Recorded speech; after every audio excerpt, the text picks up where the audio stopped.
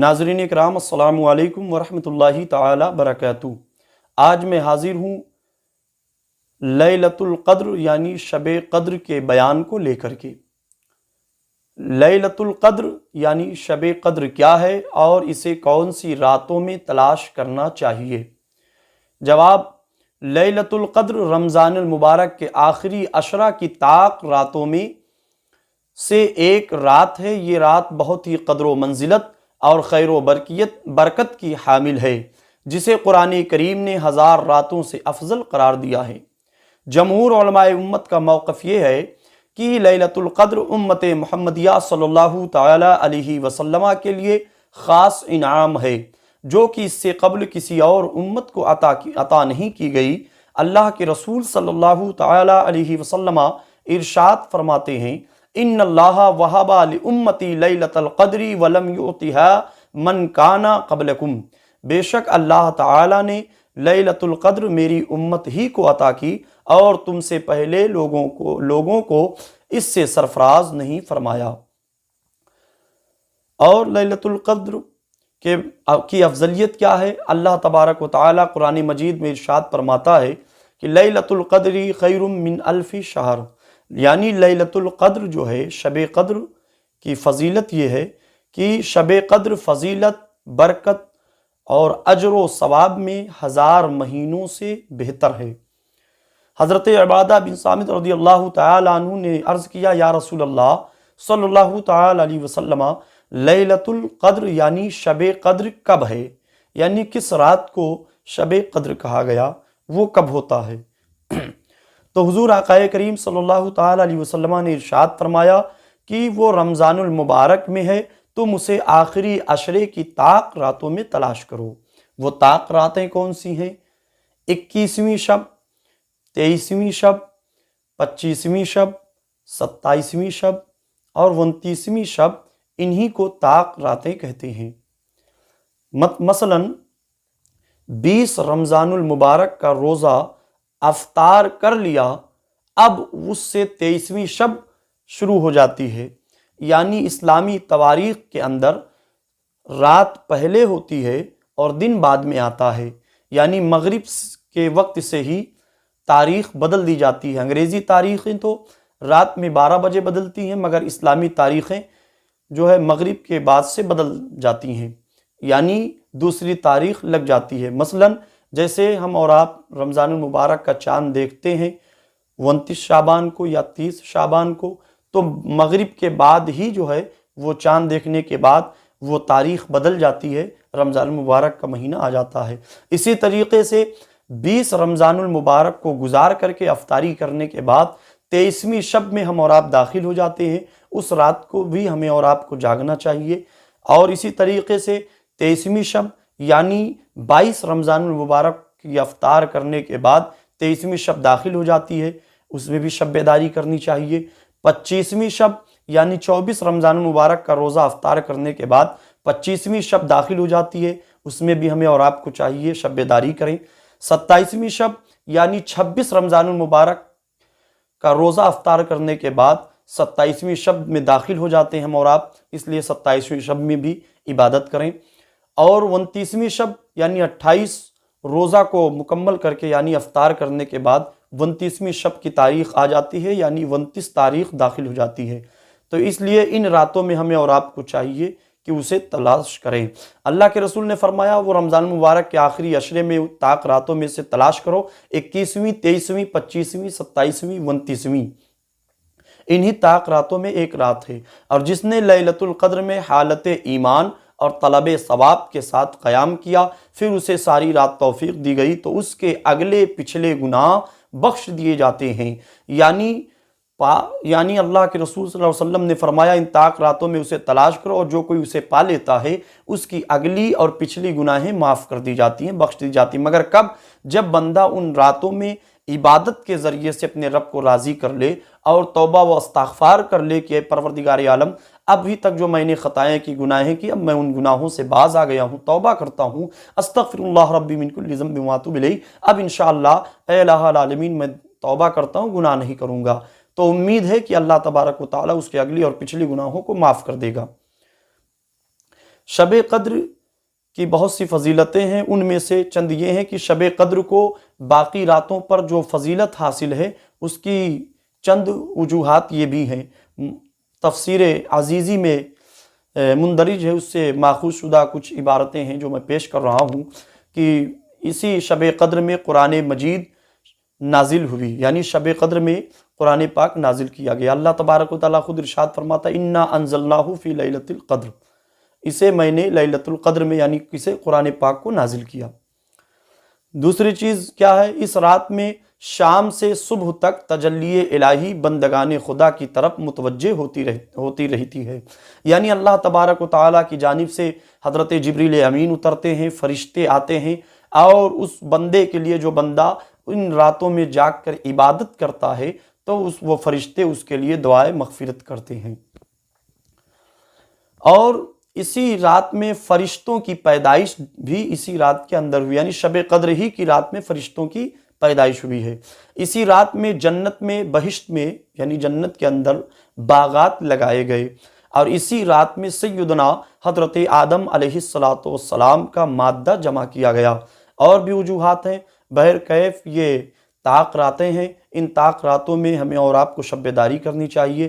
21ویں شب، 23ویں شب، 25ویں شب، 27ویں شب، 29ویں شب، انہی طاق راتوں میں جو ہے کوئی ایک رات ایسی ہوتی ہے جسے شب قدر کہتے ہیں۔ یہ رات شب قدر چلتی رہتی ہے، اللہ کے رسول نے فرمایا ان راتوں میں تلاش کرو۔ اسے مخفی رکھا گیا، ظاہر نہیں کیا گیا، مگر شب قدر کے متعلق اختلاف ہے کہ کس رات میں ہے شب قدر۔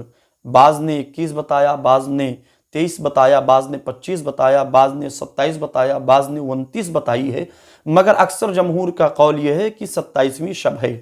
مگر حضرت امام شیرانی رحمۃ اللہ علیہ بیان کرتے ہیں کہ شب قدر کی کچھ علامتیں بیان فرمائی ہیں، انہوں نے کچھ علامتیں بیان کی ہیں کہ اگر یہ علامات پائی جائیں، دیکھی جائیں، تو امید یہ رکھا جائے کہ وہ رات یہی تھی شب قدر کی۔ وہ علامت کون سی ہیں؟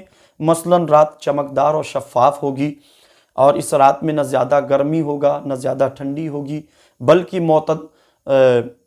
بلکہ جو ہے وہ معتدل رات ہوگی، یعنی اس رات میں نہ زیادہ گرم ہوگا نہ زیادہ سرد ہوگا، بلکہ نارملی ماحول ہوگا۔ اس کی نشانی یہ بھی بتائی ہے، اور ساتھ ہی ساتھ یہ بھی بیان کیا کہ اس رات میں نہ بادل ہوں گے اور نہ بارش ہوگی اس رات کے اندر، اور اس رات میں کتے بھی نہیں بھونکتے ہیں۔ بہرکیف اللہ عالم بالصواب وہ کون سی راتیں ہیں۔ ہمیں اور آپ کو چاہیے کہ ان 5 طاق راتوں میں ہم اور آپ کثرت سے عبادت کریں، قرآن کی تلاوت زیادہ سے زیادہ قرآن کی تلاوت کریں، قضائے عمری پڑھیں، نفلی نمازیں پڑھیں، اور تسبیح و تحلیل کریں، رب کی کبریائی بیان کریں، اپنے گناہوں پر ندامت کی آنسو بہائیں، زار و قطار روئیں، اللہ تبارک و تعالی معاف فرمانے والا ہے۔ بہرکیف شب قدر کو مخفی رکھنے میں کیا حکمت ہے؟ آخر کیا وجہ تھی کہ اس رات کے متعلق وضاحت کیوں نہیں کی گئی کہ ہاں اسی رات میں ہے؟ بعض اکابرین نے تو یہ بیان کیا کہ 27ویں شب میں ہی ہے، مگر اللہ کے رسول نے یہ بھی فرمایا ہے کہ 5 طاق راتوں میں تلاش کرو۔ شب قدر کو مخفی رکھنے میں بہت سی حکمتیں ہیں، ان میں سے کچھ حکمتیں میں بیان کی دیتا ہوں اپنے علم کے مطابق۔ اگر لیلۃ القدر کو مخفی نہ رکھا جاتا تو عمل کی راہ مسدود ہو جاتی، اور اسی رات کی عبادت پر اکتفا کر لیا جاتا، ذوق عبادت میں دوام کی خاطر اس کو آشکار نہیں کیا گیا۔ یعنی اگر اس بات کو پوشیدہ نہ رکھا جاتا، راز نہ رکھا جاتا، تو ممکن ہے بندہ صرف اسی ایک رات میں عبادت کرتا جس رات کی وضاحت ہو جاتی، اور یہ 4 راتوں میں وہ عبادت سے بچا رہتا۔ اس لیے اللہ تبارک و تعالیٰ چونکہ عبادت گزاروں کو پسند کرتا ہے، اس لیے ان باتوں کو مخفی رکھا تاکہ عبادت میں دوام کی خاطر اس کو آشکار نہیں کیا، عبادت میں دوام حاصل ہو جائے۔ نمبر 2، اللہ تعالیٰ کو بندوں کا رات کے اوقات میں جاگنا اور جاگ کر کے عبادت کرنا بے حد محبوب ہے، اسی لیے لیلۃ القدر کا تعین نہیں فرمایا تاکہ بندے اس ایک رات کی تلاش میں 5 طاق راتوں میں جاگ کر اپنے رب کو منا سکیں۔ یعنی ایک رات کی تلاش میں وہ 4 راتیں اور جاگیں گے، یعنی 5 راتیں مکمل وہ جاگیں گے، اور جاگیں گے تو ظاہر سی بات ہے عبادت کریں گے، قرآن کی تلاوت کریں گے، تسبیح پڑھیں گے، سجدہ کریں گے، رب کے حضور روئیں گے، گڑ گڑائیں گے۔ تو اسی لیے اس رات کا تعین نہیں کیا گیا تاکہ بندے 5 راتوں میں اپنے رب کو عبادت کے ذریعے سے راضی کر لیں، گناہ معافی کے ذریعے سے راضی کر لیں تاکہ ان کی بخشش ہو جائے۔ نمبر 3، عدم تعین کی ایک وجہ سے گنہگاروں پر شفقت بھی ہے، یعنی اگر اس کو پوشیدہ نہ رکھا جاتا تو کافی دقتیں ہوتی، بہرکیف وہ معاملات الگ ہیں، مگر پھر بھی عدم تعاون یعنی اس راز کو پوشیدہ رکھنے میں ایک یہ بھی وجہ داخل ہے کہ گنہگاروں پر شفقت بھی ہے۔ اس کی وجہ سے اس راز کو پوشیدہ رکھنے میں گنہگاروں پر شفقت ہے۔ کیسے؟ اگر علم کے باوجود اس میں گناہ سرزد ہوتا، اگر ایک رات کا انتخاب کر دیا جاتا پھر بھی بندہ اس رات میں عبادت نہ کر سکتا اور گناہ کرتا تو اس سے لیلۃ القدر کی عظمت اور بزرگی مجروح کرنے کا جرم بھی لازم آتا۔ بہرکیف ناظرین کرام، ہمیں اور آپ کو چاہیے کہ ہم اور آپ 20واں روزہ مکمل کرنے کے بعد جو شب آئے اس شب میں ہم اور آپ عبادت کریں، تقوی شعاری اختیار کریں، اس شب قدر کی تلاش کریں، اور اسی طریقے سے 22 روزہ کو مکمل کر کے افطار کرنے کے بعد جو رات آئے اس رات میں ہم اور آپ عبادت کریں، اسے 23ویں رات کہتے ہیں۔ اسی طریقے سے 24واں روزہ جو ہے مکمل کرنے کے بعد جو رات آئے یعنی افطار کے بعد جو رات آتی ہے اسے 25ویں شب کہتے ہیں، اس میں بھی ہم اور آپ عبادت اور ریاضت اختیار کریں، شب داری کریں۔ اور اسی طریقے سے 26 روزہ رکھنے کے بعد جو رات آئے، افطار کرنے کے بعد جو رات آئے اس رات میں عبادت کریں، اسی کو 27ویں شب کہتے ہیں۔ اسی طریقے سے 28واں روزہ مکمل کرنے کے بعد جو افطار کرنے کے بعد جو شب آ جائے اس شب میں بھی یعنی 29ویں شب ہوگی اس شب میں بھی عبادت کریں۔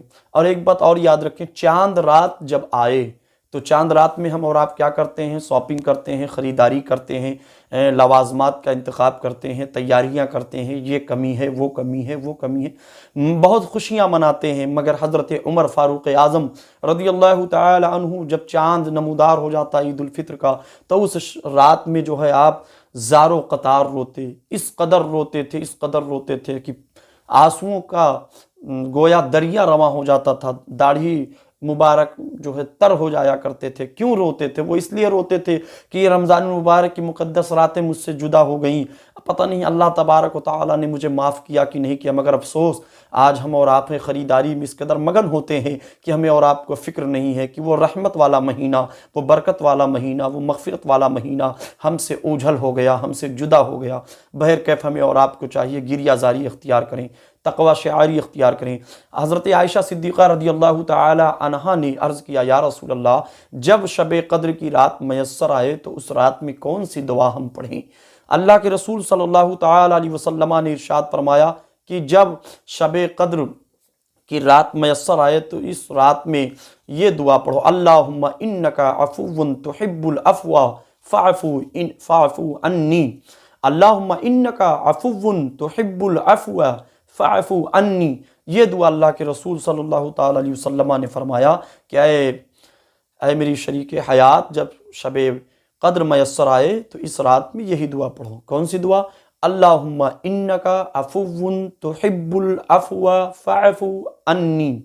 اللہ تبارک و تعالی ہمیں اور آپ کو ان 5 طاق راتوں میں عبادت کرنے کی توفیق عطا فرمائے اور اپنی بخشش اور مغفرت کی ضمانت لینے کی توفیق عطا فرمائے۔ استغفر اللہ ربی من کل ذنب واتوب الیہ۔ السلام علیکم ورحمۃ اللہ تعالی وبرکاتہ۔